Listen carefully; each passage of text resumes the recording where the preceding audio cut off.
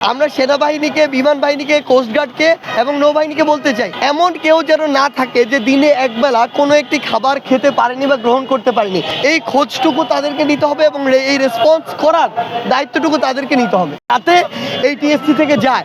কিন্তু আমাদের কাছে হঠাৎ করে খবর এসেছিল একদম ভোরবেলায় যে আমাদের নোয়াখালীর একটি এলাকা এবং ফেনীর একটি এলাকা, যেগুলো একদম দুর্গম এলাকা, সেগুলোতে আসলে ট্রাকের মাধ্যমে এই খাবারগুলো এখনো পৌঁছায়নি। আমরা সাথে সাথে এয়ারফোর্সের সাথে যোগাযোগ করি, তারা তাদের 2টি হেলিকপ্টারের ব্যবস্থা করে, যেগুলোর মাধ্যমে এখান থেকে আমরা 400 জনের ত্রাণ আসলে পাঠিয়েছি এবং আমাদের ফায়ার সার্ভিসের 3টি গাড়ি এসে সেই ত্রাণগুলো এখন এয়ারপোর্টে নিয়ে গিয়েছে। সেখান থেকে কিছুক্ষণের মধ্যে আমিও সেখানে যাব, সেখান থেকে আমরা ওই 2টি এলাকায় যাব এবং ত্রাণগুলো তাদের কাছে পৌঁছে দিব। আসলে সমস্যা যেটি হয়েছে যে এই যে প্রত্যন্ত এলাকাগুলো রয়েছে, এই এলাকাগুলোতে আসলে রাস্তাগুলোর বন্যার কারণে এমন অবস্থা নেই যে আপনি ট্রাক নিয়ে যাবেন বা বড় কোনো একটি গাড়ি নিয়ে যাবেন, ইভেন মানুষই যেতে পারছে না। সেই জন্য বিভিন্ন জায়গা রয়েছে যে জায়গাগুলোতে ঠিকমতো আসলে ত্রাণ যাচ্ছে না। কিন্তু আমাদের চেষ্টা রয়েছে, আমাদেরকে যদি জানানো হয়, আমাদের সামর্থ্য অনুযায়ী আমরা সর্বোচ্চ চেষ্টা করি।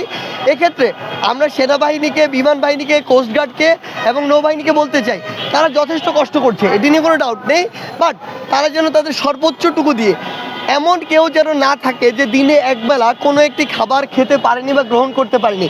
এই খোঁজটুকু তাদেরকে নিতে হবে এবং এই রেসপন্স করার দায়িত্বটুকু তাদেরকে নিতে হবে। আচ্ছা, না ট্রাকের প্রয়োজন আছে এমন বলিনি, আমাদের সব ট্রাকগুলো তো এখান থেকে ফুল হয়ে রাতের বেলা বা ভোরবেলা চলে যায়। তো আমাদের সকালবেলা ইনস্ট্যান্ট 2টি ট্রাকের প্রয়োজন ছিল, সাথে সাথে আমরা যে ফায়ার সার্ভিসের সাথে যোগাযোগ করি তারা পাঠিয়ে দিয়েছে। এখনও অসংখ্য মানুষ আমাদের ফোন দিয়ে বলছে যদি আমাদের ট্রাক প্রয়োজন হয় তারা আমাদেরকে এখানে পাঠাবে। আরেকটি জিনিস যেটি আমরা বলেছিলাম যে এখানে পুরো ঢাকা শহর থেকে শুরু করে পুরো বাংলাদেশ থেকে অসংখ্য ভাই বোনেরা এসেছেন যারা কষ্ট করছে, ত্রাণগুলো প্যাকেট করছে। তো এই ক্ষেত্রে আমরা তো আসলে এই সিচুয়েশনগুলো 1971 সালের পরে প্রথম ফেস করছি, আমরা এগুলোতে দক্ষ না। এমন অনেক ট্রেন্ড আসলে সংস্থা বা এজেন্সি রয়েছে বা গ্রুপ রয়েছে যারা এই কাজগুলো আমাদের চেয়ে দ্রুততম সময় করতে পারে। আমরা তাদেরকে অনুরোধ করব, তারা যদি 1 দিন হোক 2 দিন হোক স্বেচ্ছাশ্রমের মাধ্যমে দেশের জন্য, দেশের মানুষের জন্য এখানে এসে কাজগুলো করে, আমাদের সহযোগিতা করে, তাহলে কাজগুলো একটু দ্রুত এগোবে। আচ্ছা দেখুন, মানে আমাদের এখান থেকে প্রত্যেক দিন আসলে আমাদের এখানে যে স্টকে যে ত্রাণ রয়েছে বা কতগুলো প্যাকেট হচ্ছে বা কতগুলো চাহিদা বেশি, এটি নিয়ে আমাদের কোনো ডাউট নেই, বাট আমাদের প্যাকেজিং করার বিষয়টি রয়েছে। আমাদের এখানে ত্রাণও রয়েছে যথেষ্ট, কিছু কিছু উপাদান মাঝে মাঝে শর্টেজ পড়ে, আমরা যা চাই সেগুলো আমরা পেয়ে যাই। তো এই চাহিদার বেসিসে প্রত্যেক দিন আমাদের এখানে রাতের বেলা 15 থেকে 20টি ট্রাক যায়।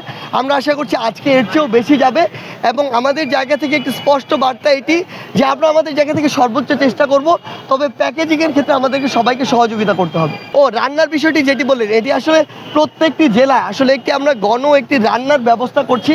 আজকেও এটি পাঠানো হয়েছে, আলাদা করে চাল ডাল মানে যেন খিচুড়ি বানিয়ে সবাই যেন ঠিকমতো অন্তত একবেলা খেতে পারে, এটির জন্য আমরা প্রত্যেকটি জেলায় আলাদা করে একটি রান্না কার্যক্রম করছি।